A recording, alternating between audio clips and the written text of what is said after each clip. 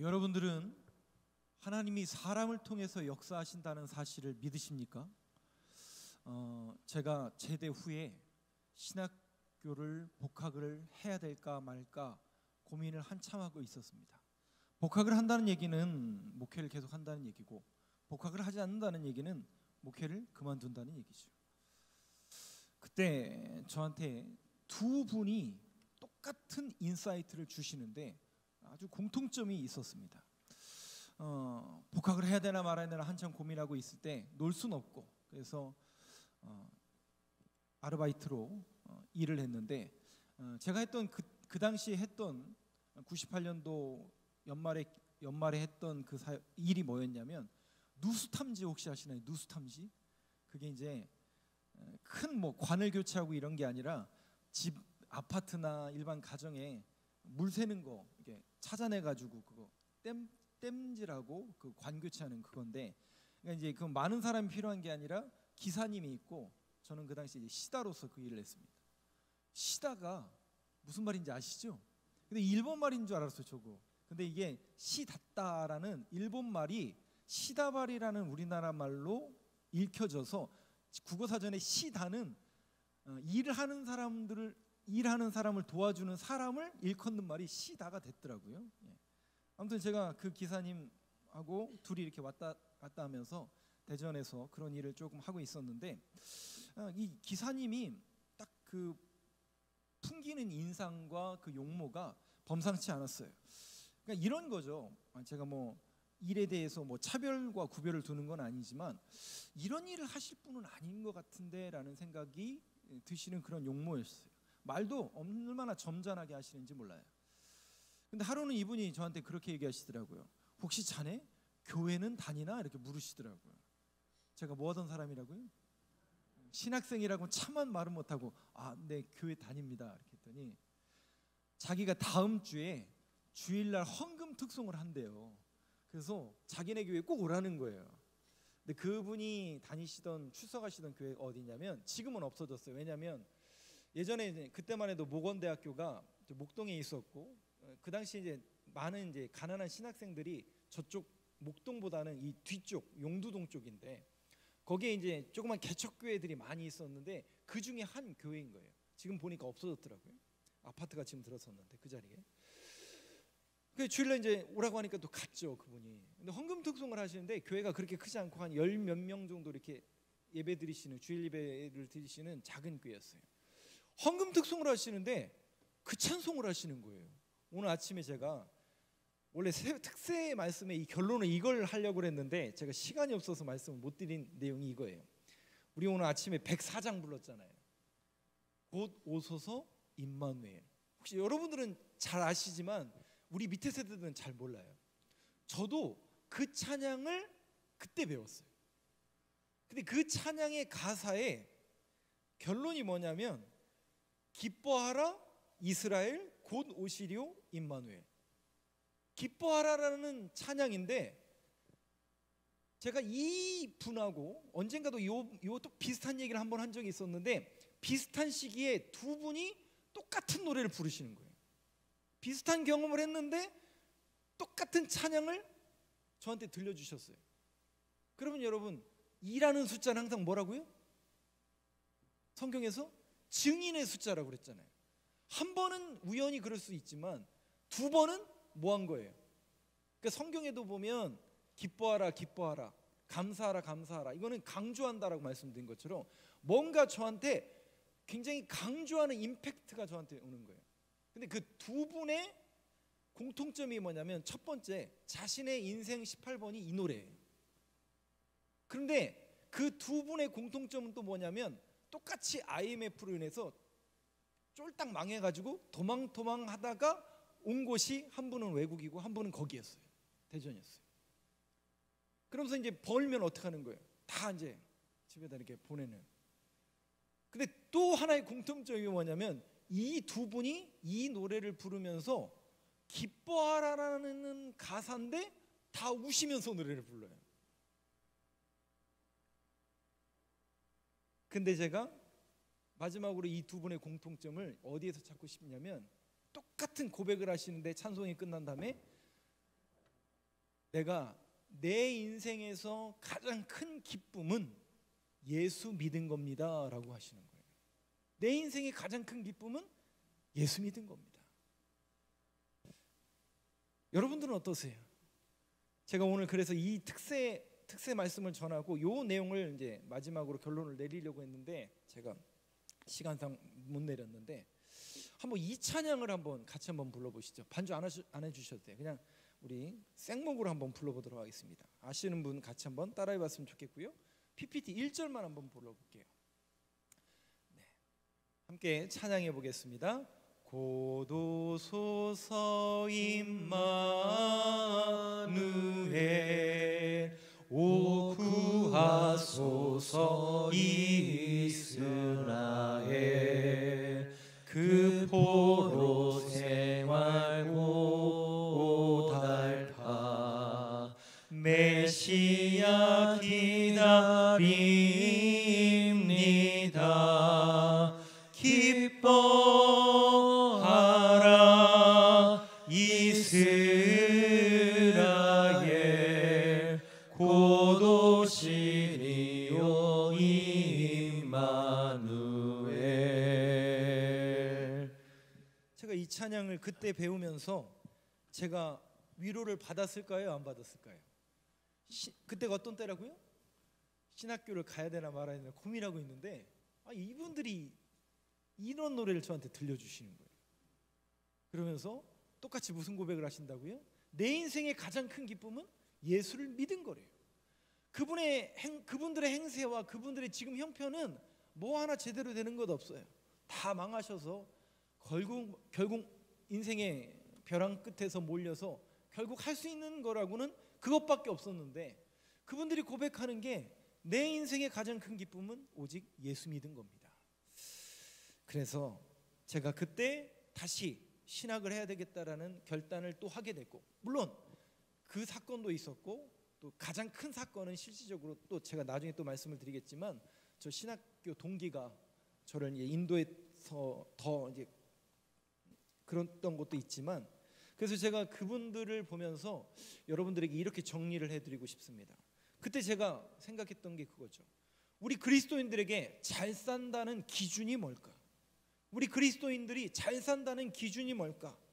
많이 가져서 잘 사는 게 아니라 하나님과의 관계가 좋은 게 진짜 잘 사는 것이구나 라는 고백을 갖게 되었습니다.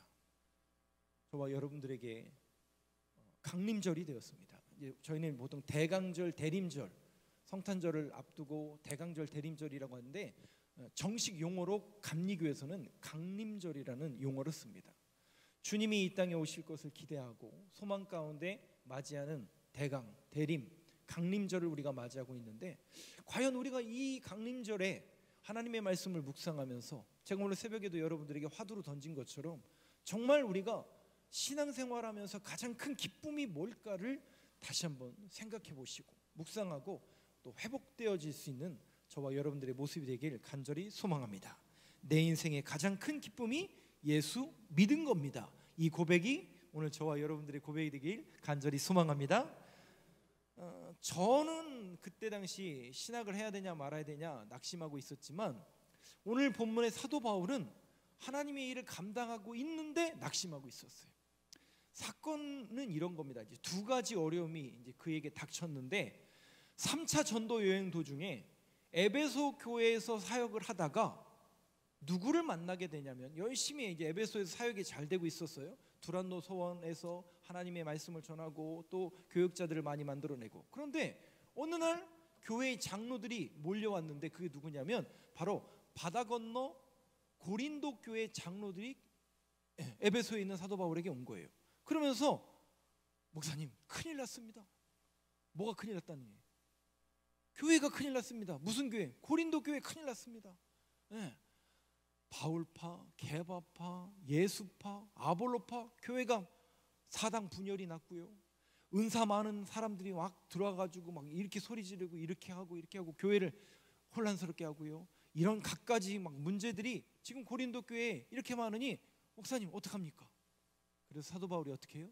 그 고린도 교회에 대한 문제를 낱낱이 보고받고 그 문제에 대해서 기록한 게 고린도전서예요.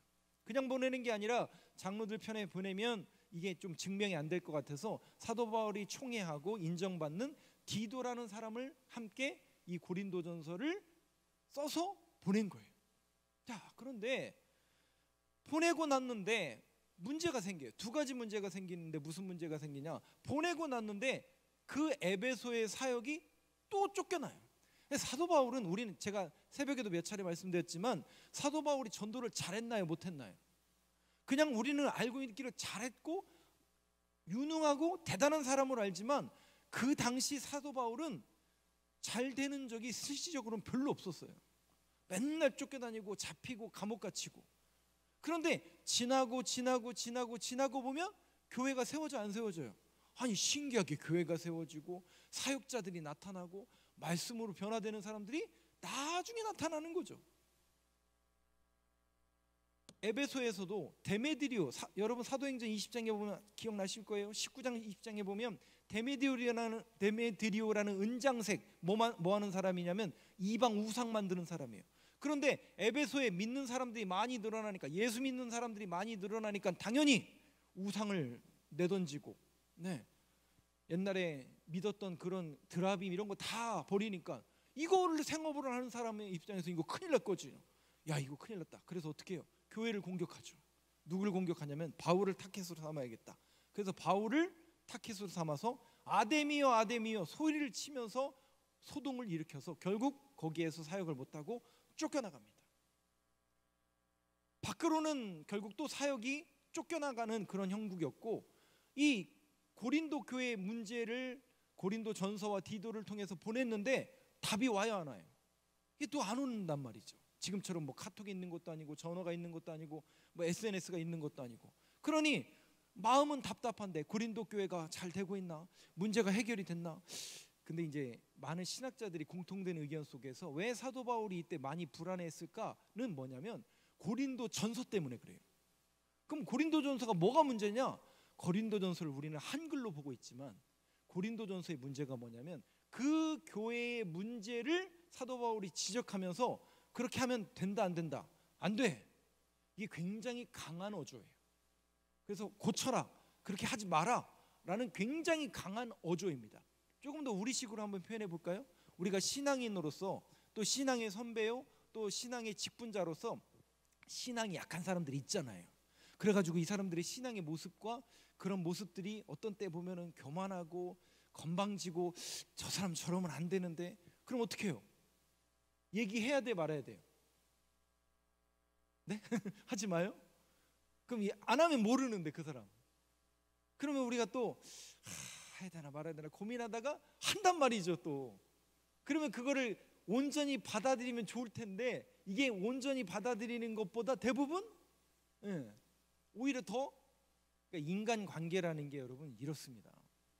사도 바울도 고린도전서를 쓰긴 썼는데 나중에 두려운 거예요. 뭐가 두려웠을까요? 야, 이거 너무 내가 센 어조로 쓴 거 아니냐? 억양과 문장이 너무 센 거 아니야? 혹시 시험 든 거 아니야? 고린도 교인들 아직 그래도 그 사람들 초신자들이 많은데 이 사람들 혹시, 이런 걱정과 불안이 있었을까요? 없었을까요? 사도 바울도 있었어요. 저는 오늘 이 부분이 오늘 이 신앙생활하는 우리들의 모습 속에서도 분명히 있습니다. 우리가 하나님의 일을 하다 보면 분명히 이건 하나님의 일이고 하나님의 뜻을 이뤄내는 일인데도 거기에 걱정과 근심과 불안이 몰려올 때가 있죠. 그리고 두려움이 몰려올 때가 있죠. 이 말을 꼭 하긴 해야 되는데. 그럼 사도 바울은 여러분 그 두려움 속에서 기도했을까요? 안 했을까요? 얼마나 기도했을까요? 그리고 얼마나 그 불안함 속에, 초조함 속에 그들을 기다렸겠어요. 그런데 지금 안으로는 이런 불안함, 밖으로는 쫓겨나는 그런 상황 속에 사도 바울이 몰려 있는데 결국 그날이 오고 말았어요. 누가 와요? 보냈던 디도가 보고를 하러 올라온 거예요. 그래서 2장 7장 6절 7절 말씀을 한번 보여주시죠. 그게 오늘 본문 말씀이에요. 6절 7절 말씀 한번 보여주시죠. 한번 같이 읽겠습니다. 6절 먼저 같이 읽겠습니다. 시작. 그러나 낙심한 자들을 위로하시는 하나님이 디도가 오므로 우리를 위로하셨으니. 어떻게 위로받았다고요? 사도 바울이 지금 낙심해 있고 두려워하고 있는데 누가 오므로? 디도가 오므로. 그러면 여러분 생각해 보세요. 디도가 왔는데 지금 사도 바울의 걱정과 근심은 뭐였다고요? 고린도 교회에 고린도전서를 보내서 그들에게 신앙의 권면을 했는데 신앙의 권면을 안 받았으면 위로가 돼야 안 돼요? 안 되겠지만 위로를 받았다는 얘기는 그들이 신앙의 권면을 받았다는 얘기인 거죠. 그 소식을 디도가 전해준 거예요. 그러니까 사도 바울이 뭐를 받았다고요? 위로를 받았다라는 거예요. 7절 한번 보여주시죠. 같이 읽겠습니다. 시작. 그가 온 것뿐 아니요 오직 그가 너희에게서 받은 그 위로로 위로하고 너희의 사모함과 애통함과 나를 위하여 열심히 있는 것을 우리에게 보고함으로 나를 더욱 기쁘게 하였느니라. 네, 여기 보니까요. 우리에게 보고함으로 나를 더욱 기쁘게 하였느니라.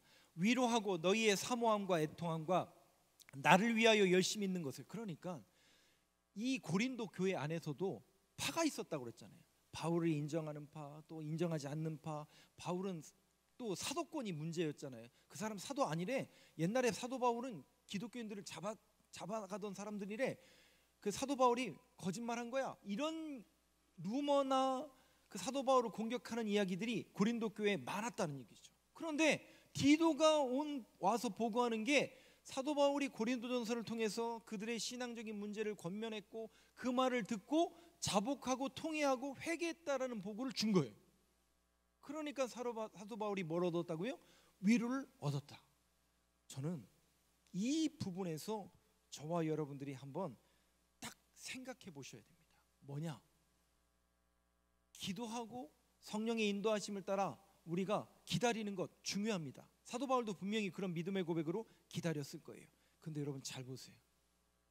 분명히 우리가 인간적으로 볼 때는 해결될 것 같지 않았고 인간적으로 볼 때는 이런 모든 물체가 얽히고 설켜 있는데 결국 하나님의 교회라는 하나님의 사역이라는 이 커다란 그림 속에서 이 모든 퍼즐과 맞물리지 않을 것만 같은, 그러니까 이런 거죠. 우리가 신앙의 권면을 해야 되나 말아야 되나 참 어렵고 또 했을 때 그 사람과의 인간적인 관계로 인해서 깨질 게 두려울 수도 있겠죠. 그리고 그런 일들이 교회 안에서도 얼마든지 벌어지죠. 근데 그것을 우리가 인간적인 방법으로 그래 내가 실수했나? 인간적으로 내가 잘못했나? 그런데 여러분 중요한 건 뭐냐면 대의를 놓치지 마세요. 우리가 그것을 하고 안 하고가 중요한 게 아니라 커다란 하나님의 그림을 보셔야 돼요. 늘 하나님은 어떻게 말씀하시냐면 하나님의 큰 그림을 그리기를 원하세요. 결국 뭐냐면 그 사람이든 나든 하나님의 교회가 항상 우선순위가 되어야 됩니다. 잘 보세요. 고린도 교회 교인들에 대한 문제든 사도 바울에 대한 문제든 그들이 결국 모든 관계의 초점은 뭐냐면 하나님의 일을 하려고 하는 거 아니에요? 교회 세워가려고 하는 거 아니에요? 여러분들이 그렇게 신앙의 권면을 할 때 누구를 위해서요? 그분의 신앙생활을 위해서 한 거 아니에요? 그리고 받는 사람도 결국은 그것을 인간적인 걸로 아니라 이것은 나의 신앙을 위해서라고 받을 수 있는 이 커다란 그림이 그려져야 되는데 이게 실상은 쉽게 이루어지지 않는다는 거죠. 그래서 우리는 항상 뭘 기억해야 되냐면 하나님의 뜻대로 된다라는 사실을 여러분들이 꼭 기억하셔야 됩니다. 뭐냐? 하나님의 통전적인 큰 그림. 그러니까 제가 계속 말을 돌려서 하는 이유가 있어요. 이게 딱 부러지게 이렇게 하십시오 이렇게 되는 게 교회 안에서 별로 없어요. 그렇지 않나요 여러분? 그리고 예전에는 이게 옳았어요. 근데 시대가 그러니까 성경에 있는 진리 빼고 교회 안에서 통용되는 툴, 예전, 방식 그 모든 것들이 시대가 바뀌면 변하나요? 안 변하나요? 변하게 되어 있어요. 95년도가 됐는데요. 제가 딱 신학교를 갔던 때인데 제가 유성감리교회를 다녔는데 제가 한참 드럼을 배우려고 그때 그랬었어요. 근데 그때만 해도요. 거기에서 드럼 치면 기억나세요?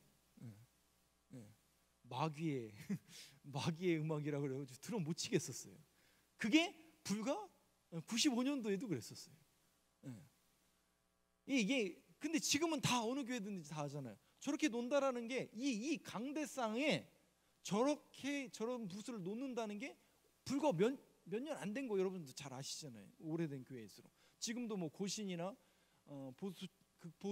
보수를 지향하는 그런 교단에서는 지금도 찬송가밖에 안 부르잖아요. 지금도 그렇죠. 현재 그러고 있잖아요. 그런데 이런 것들이 변화되기 때문에 제가 무엇은 이렇게 하라 말하라고 강조할 수 있는 부분은 아니십니다. 그러나 중요한 건 뭐냐면 저와 여러분들이 늘 하나님의 일을 하면서 항상 우선순위가 무엇인지를 여러분들이 생각하셔야 돼요. 그 우선순위 뭐냐면 하나님 나라를 위해서입니다. 그리고 하나님의 교회를 위해서입니다. 그러면 답이 딱 나와요. 그래서 저와 여러분들이 신앙생활하고 신앙생활하는 모든 툴 속에서 이것이 하나님의 나라를 위한 것인가, 하나님의 교회를 위한 것인가를 먼저 생각하시고 이 부분을 늘 생각하셔야 됩니다. 이거를 우리 성경과 신학자들은 뭐라고 하냐면 하나님의 섭리와 하나님의 통전적인 역사에 눈이 떠진다라고 말씀합니다. 그 대표적인 예가 요셉 이야기잖아요. 제가 여러 번 여러분들에게 인용해서 말씀을 드리잖아요. 요셉이 자기는 평생 뭐라고 생각했어요? 자기는 형들로부터 인신매매당해 팔려온 피해자라고 생각했어요. 그리고 형들은 뭐예요?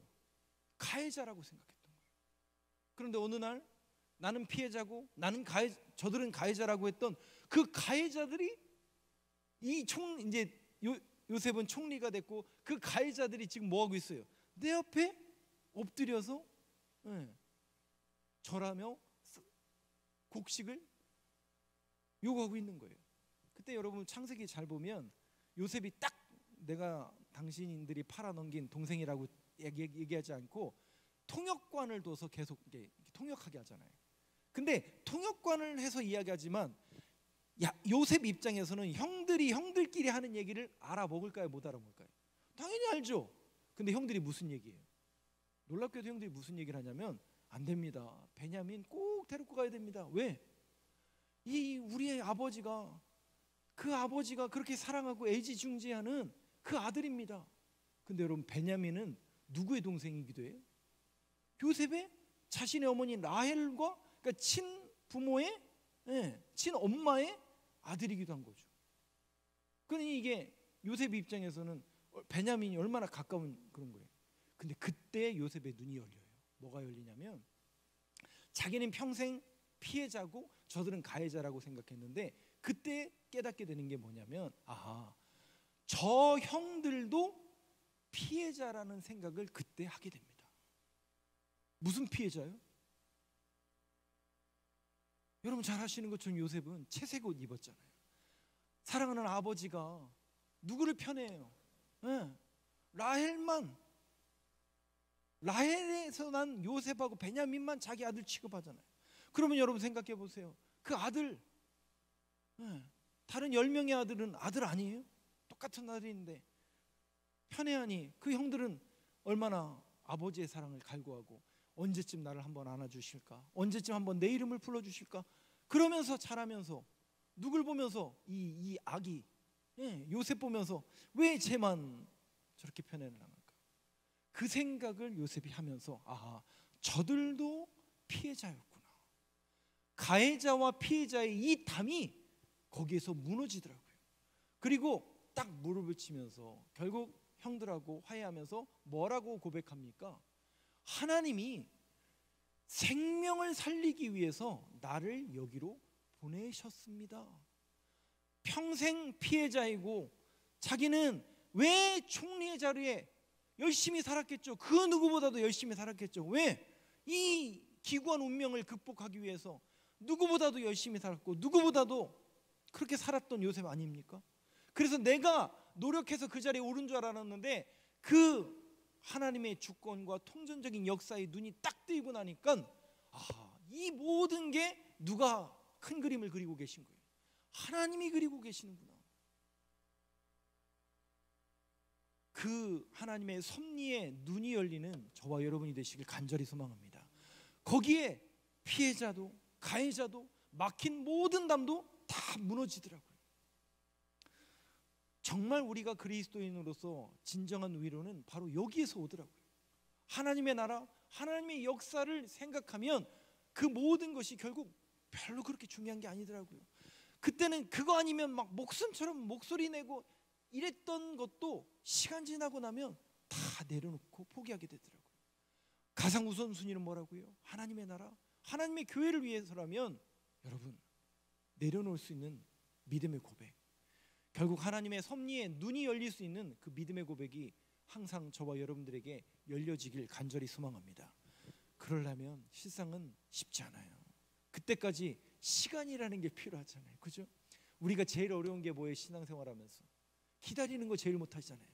제가 또 성격이 조금 급해요. 또 극소심에다가 성격은 또 얼마나 급한지, 그냥 막 속이 막 터지는 정도가 아니라 뭉그러져 가지고 하나님 앞에 막 따지러 막 하루에도 몇 번씩 여기까지 올라와 가지고 막 따지고, 하나님 왜 나는 열심히 하려고 하는데, 하나님의 일을 하려고 하는데 왜 안 도와주시고, 도와줘도 하루에도 12번 막 그렇게 터지잖아요. 가슴을 터지면서. 뭐 여기 계신 분들도 뭐 그런 분들도 있겠죠. 그런데 여러분, 주님은 뭐라고 말씀하시냐면 기다리라는 거예요. 그때까지 뭐하라? 기도하며 성령님의 인도하심을 구하라. 방법이 그거밖에 없더라. 두 번째가 결국 마지막입니다. 우리가 진짜 참된 위로는 주님 안에서 어떤 것이 진짜 참된 위로일까? 고린도후서 7장 11절 한번 열어주시죠. 한번 조금 내용은 긴데요. 한번 같이 읽겠습니다. 시작. 보라, 하나님의 뜻대로 하게 된 이 근심이 너희로 얼마나 간절하게 하며 얼마나 변증하게 하며 얼마나 분하게 하며 얼마나 두렵게 하며 얼마나 사모하게 하며 얼마나 열심 있게 하며 얼마나 벌하게 하였는가. 너희가 그 일에 대하여 일체 너희 자신의 깨끗함을 나타내었느니라. 디도가 보고한 보고 속에서 고린도 교인들이 맨 마지막 줄 한번 보세요. 너희가 그 일에 대하여 일체 너희 자신의 뭐를? 깨끗함은 거룩함이죠. 거룩함은 하나님의 속성이고 하나님과의 결국 관계. 내가 거룩하니 너희도 거룩하라. 결국 하나님의 속성을 닮는 것. 닮아서 뭐 하자는 거야? 하나님을 만나길 원하는 관계의 문제예요. 깨끗함이라는 것은 결국 하나님과 우리와의 관계에 대한 문제예요. 결국 이거예요. 제가 작년에 목회 담임자로서 제가 그 말씀을 드리면서 이 강단에서 저를 보지 말고 뭘 보라고 말씀드렸냐면, 이 앞에다가 제가 뭐 써놓는다고 그랬는데 안 써놨네요. 죄송해요. 저도 뭐 맨날 얘기하고 못하는 게 많아서 죄송합니다. 목사님 왜 맨날 지키지도 못할 약속을 이렇게 많이 하십니까? 라고 걱정이 되시고, 혹시 그것을 이제 소원 수리하시고 싶으면 언제든지 오셔서 저한테 얘기를 해주세요. 분명히 제가 여기다 뭐 쓴다고 했었는데, 뭐를 보게 하라고요? 저를 보지 말고 주를 보게 하라. 정확해요. 결국은 하나님과 우리와의 관계가 회복되는 거예요. 고린도 교회인들이 결국 하나님과의 관계가 회복된, 그들이 죄악으로 물드는 그 사람들을 여러분 어떤 사람들이에요? 고린도라는 그 최악의 그 범죄요, 그 성적으로 문란한 고린도 사람들이 거기에 주님의 말씀이 들어갔으니, 근데 여러분 로마서 기억나세요? 어떻게 그런 곳에 교회가 세워집니까? 로마서에 보면요, 은혜가 더한 곳에 죄가 더한 곳에 은혜가 더한다. 정확합니다, 여러분. 아니 하나님, 내가 이렇게 열심히 신앙생활하고 나는 하나님의 더 큰 은혜를 바라는데, 나보다 왜 저 사람은 신앙생활도 저렇게 하고 금요 심야 예배도 안 나오는, 왜 저 사람은 매날 응답시켜주고 나는 이 밤에 이렇게 추운데 나와가지고 기도하고 부르짖는데도 내 기도에는 응답하지 않았고, 하나님 이건 너무 불공평한 거 아닙니까? 그래서 사도 바울이 뭐라고 얘기한다고요? 죄가 더한 곳에 은혜가 더한다. 여러분 중요한 건 뭐냐면 하나님과의 관계입니다. 관계. 저와 여러분이 하나님과의 관계만 똑바르면 그걸로 충분한 거 아니에요. 여러분들의 가장 큰 기쁨은 뭐라고요? 예수 믿는 거, 그거 아닙니까? 그거면 충분한데 자꾸 우리는 뭔가 뭐 내게 보이는 거, 큰 거, 자꾸 여기에 상대적인 비교를 하려고 하니까 더 큰 거 주세요. 더 큰 은혜 주세요. 여러분 거짓 사탄의 속성에 놀아나지 마세요. 여러분 무너지지 마세요. 거기에 사탄의 첫 번째 특성이 뭐라고요? 높아지라고 했잖아요. 우리도 거기에 놀아나고 있으면 안 됩니다. 여러분 이거 여러분들이 구별하시고 분별하셔야 되죠. 깨끗함을 나타내었느니라. 결국 하나님 앞에 그들이 정결하게 나아가는 것. 그래서 여러분 이사야서 40장을 한번 보여주시죠. 이사야서 40장에 보면 이 백성을 위로하라, 내 백성을 위로하라. 너희의 하나님이 이르시되 너희는 위로하라, 내 백성을 위로하라. 그 무너지고 멸망하고 지금 포로로 끌려가 있는 바벨론 포로기에 있는 그 모든 소망이 사라진 이스라엘 백성들을 하나님 향해서 위로하래요. 어떻게 위로하느냐? 9절 말씀 한번 보여주시죠. 9절 말씀 한번 같이 읽겠습니다. 시작. 아름다운 소식을 시온에 전하는 자여, 너는 높은 산에 오르라. 아름다운 소식을 예루살렘에 전하는 자여, 너는 힘써 소리를 높이라. 두려워하지 말고 소리를 높여 유다의 성읍들에게 이르기를 너희의 하나님을 보라 하라. 9절 맨 마지막 절에 누구를 보게 하라고요? 하나님을 보라 하라. 결국 그거예요. 결국 그 사람들이 하나님을 보게 하는, 오늘도 저와 여러분들이 이 말씀을 대하는 저를 보시고 제 설교 스피치나 제 설교에 은혜 받는 게 아니라 이 강단에서 하나님의 말씀이 선포되어지고 그 말씀에 결국 여러분들이 주님을 믿고 주님을 바라보게 하는 것, 그것이 설교자의 역할 아닙니까? 그리고 여러분들이 그 설교를 듣고 주님을 바라보고 다시 죄를 뉘우치고 하나님 앞에 하나님과의 관계를 회복하는 것, 그것이 가장 좋은 설교 아닙니까? 결국 주님을 바라보게 하는 겁니다. 결국 모든 문제는 내 쪽에 있더라고요. 자꾸 내가 회복돼야 됩니다. 하나님, 내가 강해져야 합니다. 저 사람이 더 잘못하고 나는 그렇게 잘못하지 않고. 근데 하나님, 그 사람이 주님을 잘 믿게 하여 주옵소서, 잘 보게 하여 주옵소서. 뭐냐면요, 이런 거예요. 여러분들이 신앙적으로 더 성숙한 분이십니까? 그분이, 그러니까 우리가 교회 안에서도 이 관계의 문제로 많이 이제 고민하시는 분들이 종종 있으시잖아요.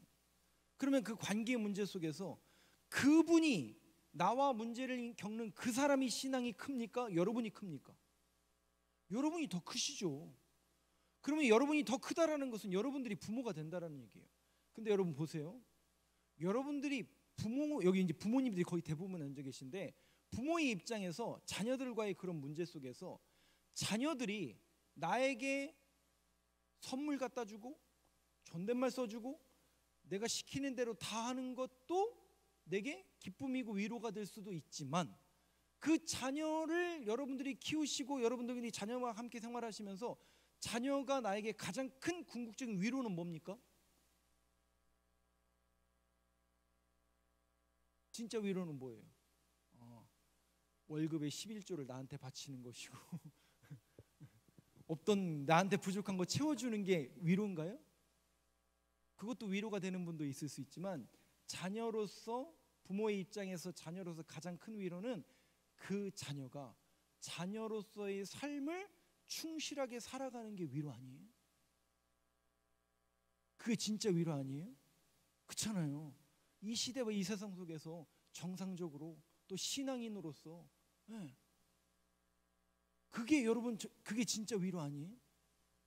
그거예요. 여러분들이 신앙적으로 더 큰 분이라면 그분이 주님을 보게 하세요. 넘어진 분들이 있다면 그분이 주님을 보게 하세요. 그분을 위해서 그렇게 기도하세요. 그게 사도 바울은 위로가 됐다라는 거예요. 자기의 문제였어요. 자기의 고난이었어요. 자기는 지금 하나님의 나라와 하나님의 일을 위해서 그렇게 부단히도 노력하다가 공격을 받은 거예요. 그런데 사도 바울은 이 모든 문제를 하나님의 큰 틀에서 보더라고요. 하나님의 역사, 하나님의 나라를 위해서라면 하나님, 이 문제 언젠가는 해결이 되겠죠. 그리고 그들이 다시 하나님 앞에 온전히 나아갈 수만 있다면 하나님, 그걸로 충분합니다. 저와 여러분이 이 위로, 신앙인으로서 위로라는 이 정의에 대해서 신앙인으로서 다시 한번 조금 더 신앙인으로서 더 큰 위로에 대한 정의를 새롭게 할 수 있는 그 마음과 믿음의 고백이 되길 간절히 소망합니다. 그래서 오늘 이 밤에 저와 여러분이 함께 기도할 텐데, 혹시 이 가운데 우리 신앙인으로서 문제가 있고 또 여러분들이 간절히 기도하는 여러분들의 기도 제목도 있겠지만, 그거는 두 번째, 세 번째 하시고, 가장 먼저 여러분들이 함께, 제가 여러분들에게 권면의 말씀을 드리는 것은 그분을 위해서 기도해 주셨으면 좋겠어요. 그분들이 생각나잖아요. 저 사람은 다른 속회 갔으면 좋겠는데, 저 사람은 다른 선교회 갔으면 좋겠는데, 저 사람은 신앙생활 하지 말라고 얘기는 할 수는 없고, 저런 분들은 다른 교회, 그런 분들이 있잖아요. 또 나하고 문제가 있고 부딪히는 분들이 있잖아요. 생각나는 분이 있다면 그분들을 위해서 기도해 주세요. 그리고 아픈 분들을 위해서 기도해 주세요. 나도 아픈데 네, 알고 있습니다. 두 번째, 세 번째 기도해 주시고, 나보다 더 아픈 분들을 위해서, 그분들을 위해서 기도해 주세요. 그리고 여러분들의 기도를 주님 앞에 간절히 부르짖는 이 밤 저와 여러분들의 기도의 자리가 되길 간절히 소망합니다.